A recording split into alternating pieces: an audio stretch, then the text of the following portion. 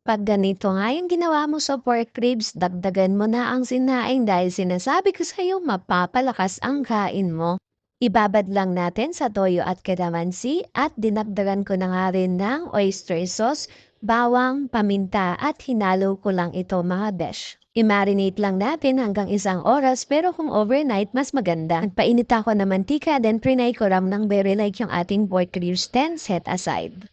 Sa same na kawali, mag-isa lamang ng sibuyas at bawang at idagdag na natin ng ating pork ribs at nilagyan ko rin ng tomato paste.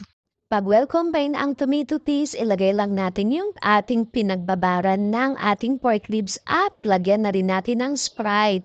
Hayaan lang kumulo ito, mga besh, hanggang sa lumambot ang ating karne. Pag ganyan na yung itsura, besh, halu-haluin mo lang. At ano pang gagawin natin kundi kainan na. So, yun lang mga besh. Bye-bye!